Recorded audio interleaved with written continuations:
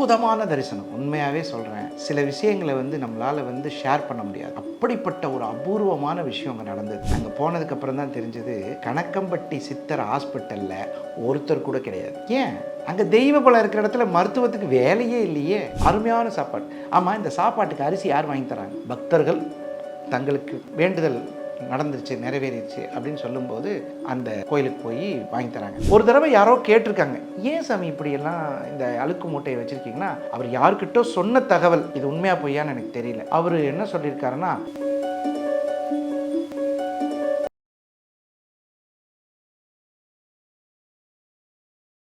ஹரி ஓம். இன்னைக்கு நம்ம பேச இருக்கும் சப்ஜெக்ட் அருள்மிகு கணக்கன்பட்டி சித்தர். கேட்கும்போதே நம்ம மனசுலையும் நம்மளுடைய உடம்புலையும் ஒரு வைப் வர்றதை கண்டிப்பாக சொல்ல முடியும். பழனி என்னும் ஊரிலே பழனிசாமி என்னும் பேரிலே. அவர் பேர் உண்மையான பேர் பழனிசாமி தான். அந்த பேர் இப்போ யாருக்கு தெரியாது. பழனிசாமி சாமின்னு சொன்னால் யாருக்குமே தெரியாது. அவங்க அப்பா பிறக்கும்போதே அவங்களுக்கு வச்ச பேர் பழனிசாமி அப்படின்னு சொல்லி வச்சுருக்காங்க. அதுக்கு என்ன அர்த்தம் சொல்லுங்கள் பார்க்கலாம். பழனியில் ஒரு சாமி, நினைச்சாலே ஆச்சரியமா இல்லை? ரைட். அடுத்தது, கணக்கம்பட்டி சித்தர் இன்று பிரபல திரைப்படத்தில் இருக்கக்கூடியவங்க நிறைய பேர் அங்கே போயிட்டு வராங்க. அது ஒரு விஷயம். நான் இப்போ போயிட்டு வந்தேன். அற்புதமான தரிசனம். உண்மையாகவே சொல்கிறேன், சில விஷயங்களை நம்மளால் ஷேர் பண்ண முடியாது. அப்படிப்பட்ட ஒரு அபூர்வமான விஷயம் அங்கே நடந்தது. நான் என்ன பண்ணேன், ப்ரே பண்ணிட்டு இருந்தேன். ப்ரே பண்ணிட்டு இருக்கும்போது என்னை தான் எல்லாருக்கும் தெரியுமே. அப்புறம் உடனே அந்த வீடியோ ஒன்று எடுக்க சொல்லி அந்த வீடியோவை போட சொன்னாங்க. அந்த கணக்கம்பட்டி சித்தரினுடைய அருள், நீங்கள் என்ன நினச்சி போய் கேட்குறீங்களோ, கேட்கறதுக்கு முன்னாடியே அந்த சம்பவத்தை நடத்தி கொடுக்கும் சர்வசக்தி தயாபரர். அதில் எந்த சந்தேகம் கிடையாது. நீங்கள் கேட்கலாம், ஸ்கிரிப்ட் வச்சு பேசுகிறீங்களா சார் அப்படின்னு. No, experience. சில விஷயங்கள்லாம் ஸ்கிரிப்ட் வேலை செய்யாது. அவர் பிரபஞ்சத்தின் நாயகன். நிறைய அவரை பற்றி பேசிகிட்டே இருக்கலாம். அந்த கோயிலுக்குள் நுழையும் போது எனக்கு ஒரு நபரை கூட தெரியாது. இது உண்மை. கணக்கம்பட்டி சித்தரை பார்க்கலாம். வெளியில் வரும்போது அந்த கோவிலுக்குள் அத்தனையும் பார்த்துட்டு தான் வந்தேன் நான். அருமையான ஒரு ஹாஸ்பிட்டல் இருக்குது. சரி, ஹாஸ்பிட்டலில் போய் பார்க்கலான்ட்டு போகிறேன். என்னோட தப்பான கண்ணோட்டத்தோடு போகிறேன். யாராவது இருக்கிறவங்களுக்கு ஆறுதல் சொல்லிட்டு போகலான்னு. அங்கே போனதுக்கப்புறம் தான் தெரிஞ்சது, கணக்கம்பட்டி சித்தர் ஹாஸ்பிட்டலில் ஒருத்தர் கூட கிடையாது. ஏன்? அங்கே தெய்வ பலம் இருக்கிற இடத்துல மருத்துவத்துக்கு வேலையே இல்லையே. ஹாஸ்பிட்டலில் போய் பார்த்துட்டு கதவை மட்டும் வெளியே வந்துட்டேன். ரைட்டு, நம்ம தான் முட்டாள்தனமாக வந்துட்டோம். நம்பர் 2, சுவாமி 2 வேன் வச்சுருந்துருக்கிறார். வேனுன்னா ஆம்னி வேன் தெரியும் இல்லையா, நம்ம எல்லாம் பார்க்குறோம் இல்லையா. அந்த ஆம்னி வேன் 2 வேன் இருக்குது. ஒன்று மரத்துக்கு அடியில் எப்பயுமே அவர் ரெஸ்ட் எடுப்பார். நான் நேரடியாக பார்த்துருக்கேன். அது அந்த விஷயத்த சொல்ல மறந்துட்டேன். அவர் நான் 2004, 2005 ஒரு 2-3 தடவை அவரை போய் பார்த்துருக்கேன். நேரடியாக போய் பார்த்துருக்கேன். சில விஷயங்கள்லாம் சொன்னது நடந்தது. எனக்கு ஒன்று சொன்னார், காரில் வராமல் நடந்து வந்திருக்க அப்படின்னு கேட்டார். என்கிட்ட கார் இல்லைங்க அப்படின்னு. காரில் வா.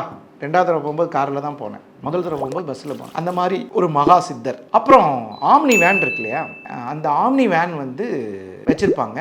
அப்போ அது சிகப்பு கலர் வேன் நினைக்கிறேன். கரெக்ட். அதில் நிறைய இப்போ நீங்கள் அந்த வேனை பார்க்க முடியாது. ஏன்னா அந்த வேனை மரத்துக்கு அடியில் நிறுத்தி பெரிய தார்பாய் போட்டு மூடி வச்சுருக்காங்க. அது அவர் பயன்படுத்தின வேன். அந்த வேனில் பார்த்தீங்கன்னா நிறைய, அது என்னன்னு எனக்கு தெரியல, சொல்ல முடியல. அந்த அழுக்கு மூட்டை, இவருக்கு பேரே அழுக்கு மூட்டை சித்தர்னு தான் பேர். நிறைய இருக்கும். அது என்னன்னு எனக்கே தெரியல. ஒரு தடவை யாரோ கேட்டிருக்காங்க, ஏன் சாமி இப்படியெல்லாம் இந்த அழுக்கு மூட்டையை வச்சுருக்கீங்கன்னா, அவர் யாருக்கிட்டோ சொன்ன தகவல், இது உண்மையா பொய்யான்னு எனக்கு தெரியல. அவர் என்ன சொல்லியிருக்காருன்னா, எல்லாரும் வர்றவனெல்லாம் அழுக்கு மூட்டையை, பாவ மூட்டையை இங்கே இறக்கி வச்சுட்டு போயிடறான், நான் தூக்கிட்டு சுமக்க வேண்டியதாக இருக்குது. நம்ம மனவேதனைகளை அவர்கிட்ட போய் சொல்கிறோம்.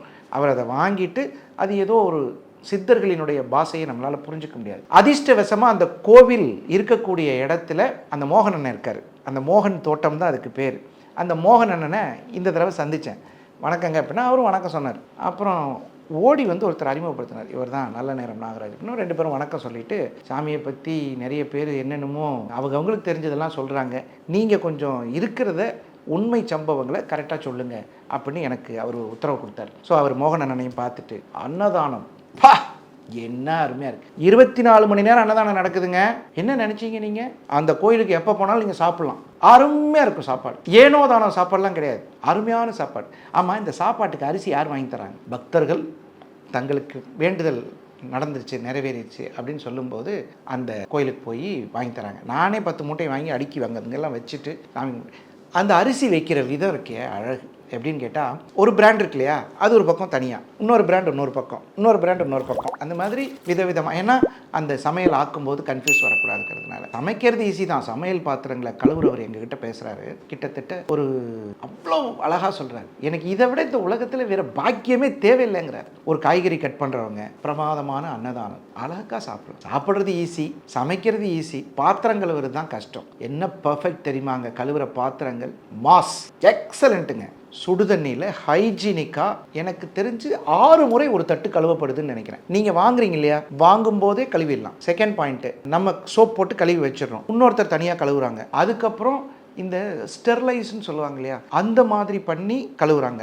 அதுக்கப்புறம் இன்னொரு தடவை கழுவி அதை அடுக்கி வச்சுருப்பாங்க.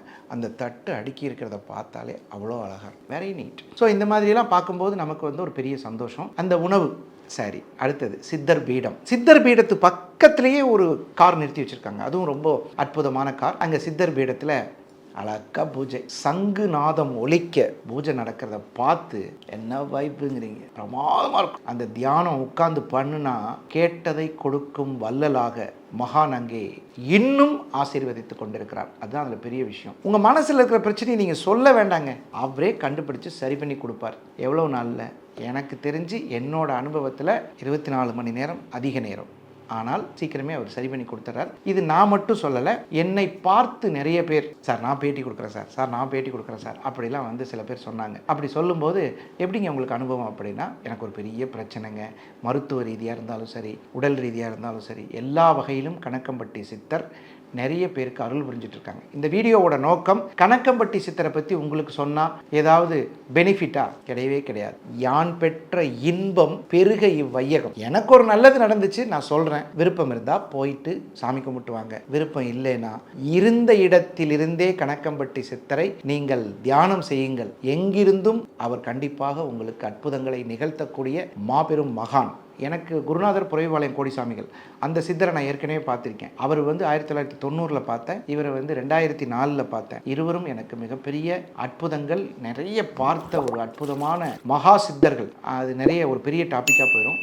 இப்போது அந்த சித்தர் சமாதியை வந்து நிறைய பேர் வந்து தரிசனம் பண்ணி அவருடைய ஆசீர்வாதத்தை பெற்று இந்த உலகத்தில் பல ஆண்டுகளாக தீர்க்க முடியாத பிரச்சனைகளில் கஷ்டப்படும் மனிதர்களுக்காக கணக்கம்பட்டி சித்தர் பழனியிலிருந்து ரொம்ப பக்கம், 8 கிலோமீட்டர் தான் நினைக்கிறேன், அழகாக இருந்திருக்கு. பார்க்கிங் வசதி நிறைய இருக்குது, அழகாக காரை நிறுத்திட்டு தியானம் பண்ணிக்கலாம். இன்னொரு பெரிய விஷயம் என்னென்னா, அங்கே நீங்கள் தங்கிக்கிறதுக்கான வசதிகளும் இருக்குது. அதெல்லாம் நீங்கள் பிளான் பண்ணி போய் மகானை தரிசனம் பண்ணி மனதில் என்ன பிரச்சனை இருக்கிறதோ அதை சரியாக குணம் செய்யக்கூடிய ஒரு அற்புதமான ஸ்தலம் பற்றி தெரிந்து கொள்ளும் வாய்ப்பு பெற்றமைக்கு உங்களுக்கு சொல்லக்கூடிய, எனக்கு இந்த வாய்ப்பை கொடுத்த மகான் ஸ்ரீ கணக்கம்பட்டி சித்தருக்கு நன்றி கூறி விரைவில் உங்கள் அனைவருக்கும் அனுகிரகம் பண்ணட்டும் என்று சொல்லி மீண்டும் ஒரு தகவலில் சந்திக்கும் வரை விடைபெறுவது உங்கள் நல்ல நேரம் நாகராஜ், நங்கநல்லூர். நன்றி, வணக்கம்.